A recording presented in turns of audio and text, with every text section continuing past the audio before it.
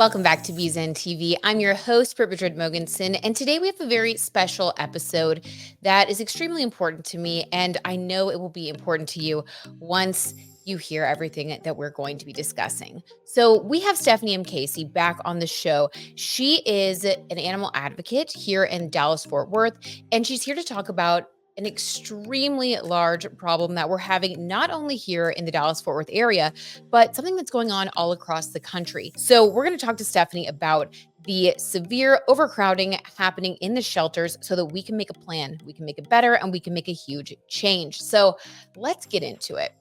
So we are in really an overpopulation crisis, right, Stephanie? That is accurate. We're at the point now where, healthy, adoptable, amazing dogs of all ages and breeds are being euthanized regularly at this point because the shelters are just so full. And it's really heartbreaking. And I think anybody in or around this community is really feeling the squeeze right now. Will you tell us a little bit about this awesome research that you and your team have done? Yeah, I will say too that I think lay people are actually not quite aware of the volume of the crisis. The United States euthanizes approximately 1 million dogs and cats a year, and it is not new. We just hear about it a little bit more now. I think once you get into the world of animal advocacy and rescue or start volunteering at a shelter or rescue, you are faced with the reality of the numbers, which is overwhelming. It's an overwhelming overpopulation crisis. It really is. What I've been doing with Dallas Love Bugs is I always want to solve problems. So I work to place individual dogs, but I've also gotten very involved over the last 4 or 5 years with what's going on with the shelter. Okay, now what's going on with the city? And what's going on with the state? What's going on with the country? What's going on with these big orgs that have been around forever that are well-known animal advocacy organizations? What is everyone doing? Like nothing is changing and everyone seems to be doing the same thing, and it's exhausting. So what happens is everybody gets fatigued. People get compassion fatigue. You get emotional fatigue. You can't keep watching this. It's very emotionally taxing, and no one wants these, like you're saying, healthy adoptable animals to be put down, but that's what we're doing in droves every single day, especially across the southern part of the country. So what we did with this article was just kind of go and investigate, is anyone really working on the core problem, which is that we have too many cats and dogs, and with the dogs, which is what I know a little bit more about, specific breeds in the South. And where is money being spent? Like, what are the people that are very invested in this space from, a generation of work or decades of existence? What are they doing? So that's what this SOS article was. SOS, we need help. Let me just get a bird's eye view of kind of what's going on. Yeah.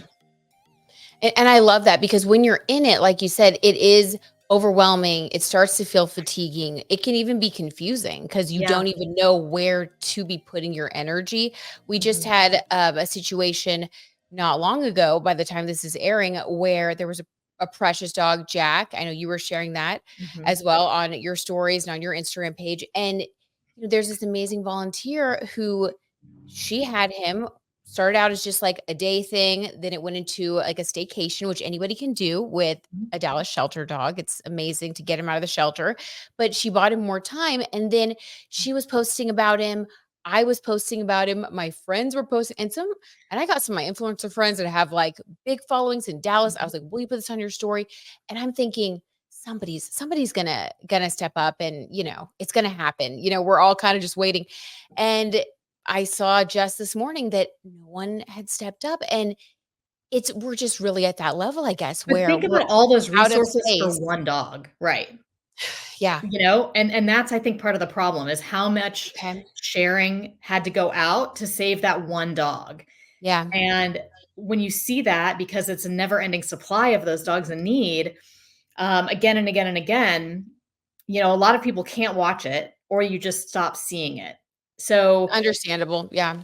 from my perspective, as I'm getting deeper and deeper in this work, we need to stop the need for this daily, exhausting, emotional urgency for all these dogs. And so that was the onus of this article, is like, okay, let's just get to the root of this. What is the real core problem?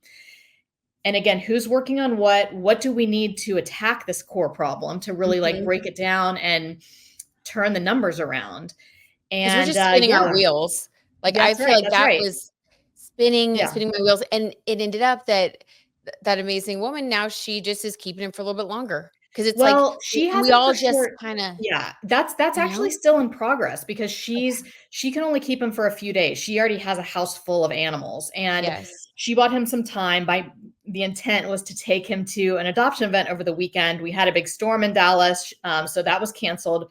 She picked him up anyway and took him to a few other things, and then he was so good outside of the shelter in kind of checking every box of being a really good boy that she just couldn't bear to take him back to the shelter. So she gave him a few more days. She has a friend, I think, who can short-term foster take over. But in the meantime, we're all trying to bubble up this interest. So hopefully he'll get an adopter or a long-term foster. And I know there's already someone connected with her. I'm not sure which one of those it's for. But yeah, I mean, that's just one dog out of these, thousands every day that need that help. So that's just like a tiny sliver of, Mhm. what One drop. one drop of what's been going on and why this article and why what you're doing, Stephanie, is so important because you truly can feel like you're spinning your wheels with time, energy, and then the resources, the money, the financials, and it's not Mhm. getting better. And that's when you just want to cry. You're like, wow, what do we do now? So what have you discovered? And I know you've gathered so much information. Like, what are some of your findings? And what is dog overpopulation? Let's just start there. Yeah, I mean, dog overpopulation, it's very simple. It's more dogs than we have homes for. So there are, I don't know the statistics on this, but millions of homes in the US that have pets and want pets, but a lot of people buy them instead of adopt them. And what we have is a dog overpopulation situation where we have all these dogs that are healthy and adoptable, but there are not homes for them to go to. These are dogs that were either bred and not sold or had homes and then become homeless. Some of them have issues, most of them don't, right? And what we need, especially in the South, is to curb that reproduction of even specific breeds. We've got bully breeds, pitties and Mhm. bully breed mixes. We've got shepherd and shepherd mixes, huskies and husky mixes, the Pyrenees. And all those dogs are very adorable when they're babies.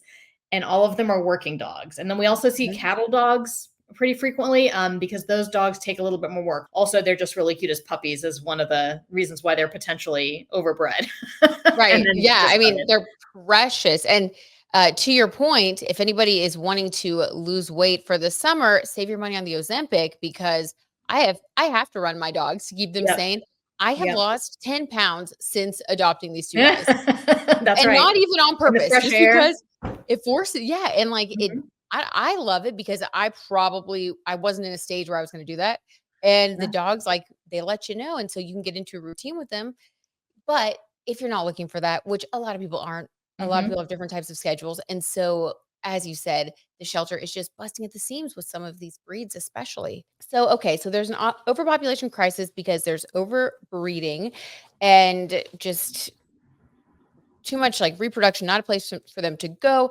Yep. You also talk about some ideas for maybe curbing breeding because what I really want us to do with this piece and getting to talk to you is just some education because Mhm. if you don't know, you don't know, right? Yep. So please just educate us on, what's kind Well, of going on and what could curb the yeah, reproduction. I mean, this is, again, I'm one of the things that I'm sort of mystified about is I can't be the first person who's thought of this. I can't be the first person who's realized, there's a lot of people that do spay and neuter sort of in a scattered way that everything's not connected and it's certainly Mhm. not enough of that. We just need mass spay and neuter and enforcement of Yeah. that, obviously. But just to sort of holistically look at this problem of too many dogs, which is breeding, and I don't mean breeding by necessarily people purposefully breeding them to make money. I just mean even dogs reproducing, like when they breed together. But that's from lack of spay and neuter. So it's entirely about this reproduction, right? And it's Okay. getting into the spaces where you just go again to the root of that. And how can we combat that too much of that is happening? So I'll actually, since you have the thing printed out, if you want to read that sort of hit list Sure. and ask any specific questions about what I outlined, what I did is, as sort of a communicator and an analyzer, a strategist, is okay, let's just really break it down to the little nuggets of this is the problem. We have too much breeding. We have too much reproduction. Then how do we get at that? What are the steps to combat that? Yes. Okay, so let's go down your hit list that you've Yeah. compiled. So first you have, as you just said, access to easy, plentiful, free spay and neuter. Yep. Amazing. The second Access. thing you That's have, right. access, high entry point, expensive breeding licenses, annual paperwork, and welfare checks. Will you talk a Yep. little bit about that? So there's a lot of rules and laws in place about this. I know in Dallas, and I'm sure probably everywhere, but there isn't enforcement for it. So Okay. this is loose. I don't know. I don't have the code in front of me, but it's something like in Dallas, it's very inexpensive. It's only maybe $250, something very inexpensive to get a breeding license if you even bother. And Okay. then you're only supposed to breed a female twice a year. There's, certain welfare needs, but Mhm. there's no way to enforce that unless your dog got loose and animal services got them, or they ended up at the animal shelter. We just don't have these like Yeah. task forces that can go around and I don't know what you would do, go door to door. I mean, that's again, like that's a big problem of just one piece of the puzzle. How do we enforce that? Mhm. Well, because, like, I mean, it could be almost like having a car. You have to do, like, registration and Mhm. insurance, which wouldn't be a bad idea for dogs with, different Mhm. things like dog bites that happen in the wild. Yep. But yes, I love that. So you guys are really just reframing the whole framework, really the whole system, For the which is coding for that one, yeah, and I that's think the same great. thing with the access, I mean, those are Mhm. what we're talking about here is a hit list of even each of those is gonna take a lot of work to bring to fruition, and so Mhm. that's why we need a lot of resources Yep. only working on how do we curb reproduction because this is sort of all the things that need to be addressed to make this actually happen, in my So opinion. mhm. Education, saturate communication spaces. Right. Okay. So those would be campaigns that are ongoing that just remind you this is the law, this is the right thing to do. You're going to have fines, you're not going to be able to have a pet, whatever it is, like just making it that it is ubiquitous, it's everywhere. You can't escape this messaging because it's being like hammered for years in all different ways through marketing and Like the advertising. smoking campaign, like that, like, you Yep, know what that means if you were to see an old one from the '90s. that's right. Okay, reputation, the right thing to do, the in thing to do, Yep. what peers and role models encourage and showcase. So that's making it cool. That sort of follows that education piece of, hey, if you're a good dog owner, if you love dogs, if you or your cats, I mean, this is what you should be doing. And people that are into pets and truly love animals are doing this, so it's making it like the thing to do. Love it, which is similar to, like, cultural acceptance and then Mhm. community embracement. Yep. So those all kind of like go together and they're just steps on the ladder of making that um a cultural change that everyone embraces for the most part. Okay, I love that. And then let's go to why do certain or why do only certain animal shelters euthanize dogs? Please Mhm. talk about that. Well, I think we've talked about this before. We have I'd love I mean, us I just wasn't even aware go of over this it. before I adopted my dog because a friend educated me about the municipal shelter. Uh, I've been brought up my whole life that no kill is good and kill is bad without Yep. ever thinking about it. Even Mhm. though I've been involved in various animal efforts since I was a teenager, it was never presented to me that no kill is just a choice. It's a luxury. And kill is not a choice because you have to take all the leftovers from that no kill scenario. So the no kill nonprofit rescues, when they're full, they just say, "We're sorry, we cannot help you. We have no Mhm. more kennels to put any animals." And then people have to find somewhere to you know, put the discarded animals and they're going to Right. go to the animal shelter. And luckily in Dallas, we do have an open admissions animal shelter. So there's always a place for them to go, which unfortunately sometimes means you have to clear a kennel to put that new animal in a kennel. And we know what that means and we don't like that, but there's Right. nowhere for them to go. And so in places that just outside of Dallas that are more rural and do not have the resources that a big city does, then you're going to have euthanasia upon intake. You're going to have people just dumping dogs in fields more and things like that, or taking matters into their own hands, right? We just have this, again, crisis is really the only word for it, this overpopulation crisis, coupled with a culture that does not embrace pet ownership the way that we've nurtured these dogs and cats to be part of our lives and that we caretake them for generations. And so you Mhm. can't, it's not like a bird where you're going to release it in the forest and hope for the best. I mean, they need us to survive. Right. It's literally now ingrained in them. Like, they Yep. really do rely on us. Yep. Um, Especially if they've been in a home. oh, right. They're Yes. like, what is this? Why am I in an empty lot now? And where did my people go? Yeah. It's so sad. Mhm. Okay. So another question that you've posed and provided some information about is, why isn't an established, well-funded entity working on the core problem of dog reproduction? Um, you, I know you already said you're not sure of the answer to this, but there are millions of dollars, distributed, Billions, billions billions. of oh my god. And you just think, like, couldn't we have made a little bit more progress? Will you talk to us I about so that? and I when I wrote that, my intent was not to shame those organizations Right, or because we call need people out them. that they're doing things wrong, because especially for the legacy organizations, and that's going to be, ASPCA, Humane Society, some of the ones that have been around for, 50, 60, 100 years. They were founded for a specific purpose, which is not the thing that I'm talking about. The reason that I have those organizations all listed there, and I just picked some of the ones that I hear about most nationally and then regionally that, seem to be very involved, is I just sort of wanted to see, where is all the focus and the money and the time and the effort and the man hours? Like, where is the effort going?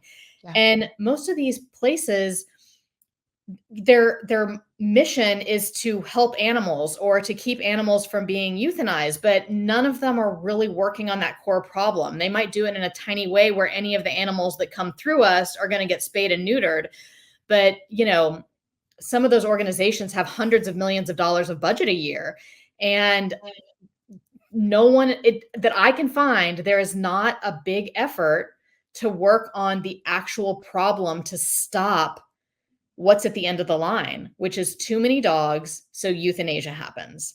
Mhm. And you have to back it up to the beginning. So what I am seeing and what I've sort of outlined in this article is, we have billions of dollars, many passionate humans who want this to change and want to help all these animals, but all the resources are stacked at the end of the line. The Yes. beginning of the line is these dogs being reproduced. Then they move down and they get to the end of the line where they're homeless and in danger of being euthanized because there's nowhere for them to go. And all the resources are down here, which is understandable because those dogs need our help. But this is Yes. never going to stop unless we start working over here in like half the resources or three-quarters of them or whatever, and then ultimately, if we, when we fix this, we're going to be able to rehome the dogs that need rehoming because people have financial issues or someone dies or they get into housing where a dog isn't allowed, whatever that case may be, because it's not going to be an overwhelming amount of dogs Mhm. constantly. Right. Um, and, this is not a quick thing. This is a long game situation. We're talking 10, 20, 40 years, 50 years of generation. I don't know. Yeah. This is not the space that I've worked in, the rest of my career. So I'm just figuring these things out. But to me, the things that I laid out in this article feel very obvious to me, but it took me 4 or 5 years to get there, of paying attention to the Mhm. space, seeing what people are doing. You sort of blindly trust that Yes. someone surely is working on something, Mhm. You're like, and "Oh, these people people are are. experts. They must know because 'cause they're in the space, so this is just what the way it is." I mean, Right. and it is very confusing, and there are layers of emotion and a lot of different organizations and a lot of Mhm. people doing great things, and you can get caught up in a lot of different sectors of it. You're getting pulled, but I think understanding this type of information is really great because, like what you said, it doesn't matter, it may take a generation or 2 or whatever, but we have to start now and then Yeah. we'll get there. It's We just and can't, you get burnt out. I mean, I can't just spend the next 20 years making one by one videos saving dogs. I could, but as someone who's a thinker and a creative, it's like you said, you were spinning our wheels. Mhm. And each one of those dogs, that means their whole world to them. But like, let's stop the, deluge. Let's get to the real issue here and start really putting some effort into that so that we don't have to keep sort of restocking the people that can help at the end of the line, because you just can't continue doing it. It's just too exhausting and it's never ending. Right. It So, is never let's try to figure out ending. how to change that. And for every one that you do save, which is amazing and worthwhile, your heart breaks because there are 5 that you couldn't help because you were busy Right. helping this one, and then by the time Mhm. you get there, it's too late because Yeah. the amount of animals, everybody watching, you guys would be shocked, Yeah. and they are adoptable, cute, Yeah. great personalities, like the type of dog anyone would love to have, but we just have way too And many let's and not talk about enough a number places. there. Yeah. I Yeah, mean, let's, again, to put it into perspective for anyone that's sort of new to this, that I'll post euthanasia reels, and those will always go, almost always, they'll spread wider on social media. Right. of And so you course. get people who have not seen my other media. They don't jump to see that dog's 3 or 4 other posts that I've done that have not gotten as much attention because I didn't say, oh, they got 2 days left. They need homes. Like, they can't be stuck in kennels for the rest of their lives. That's a horrible life. Terrible. And we would just have endless fields and fields and fields of kennels of, dogs and cats if we tried to do that. So that's not a solution at all. It's a insurmountable number with the way that things operate right now. Yeah, I wish there was a way to have more places for them to go while we cut down on the amount of dogs that are, Yeah. I mean, there being just bred, isn't. Yeah. you Because know? even the kennels at the shelter, I mean, even if you said, oh, we're taking them to a nice boarding facility, again, what life is that? They need to go out with their human every morning and take their walk or do their exercise and socialize with other animals and just go around and sniff, like do dog things. Right. Uh, Staying in a boarding kennel for 6 months or 2 years is horrible, and some of them will go insane. They'll start get kennel stress and start circling, panting. They'll just go literally crazy in that Our environment. dog that we rescued, Sunny, one of them, he is a, Siberian Husky. Sorry, I'm, like, blanking out. Just, Yeah. he's a Siberian Husky, and he was in a kennel, and he was going to be euthanized, super skinny. He looked just really bad, in bad shape, and he is an amazing dog. He's doing great, put on weight. We have a behaviorist trainer who works with him now, Mhm. and it's been a full court press. Like, it's been like a full-time job for me doing that, but it's worth it. But like, you really can't do that 100 times. You're only one person as well. And That's so right. that's where my energy's been going. And then, like, I'll share some posts if I can, but it just it's so frustrating, which is why Mhm. I turned to your article. I was like, "Stephanie's gotta have something up here that I can turn to today." I'm so frustrated. Yeah. And this is really helpful. And okay, can we talk a little bit more, just I dive into some of this information. I can read it off if you'd like, if that Sure. helps, but you did break down some of these big organizations that, and again, this is not to call them out. This is just to look at where things are right now, what's happening. These organizations do a lot of good and Mhm. are very needed. But do you mind if we talk about, like, Houston Society for the Prevention of Cruelty to Animals and talk about the money and all of that? Would that Yeah, be I okay? mean, we definitely can. I don't have beyond looking up their self-published information, which is what is there. So all the information you see primarily is published on their website. The financials are their own self-reported financials, and I have 2022 because we're just getting through tax season from last year, so all the 2023s weren't up yet. Mhm. So all of those numbers are a little bit higher for the more recent year or years. Um, Right. and yeah, I mean, we can definitely talk about it.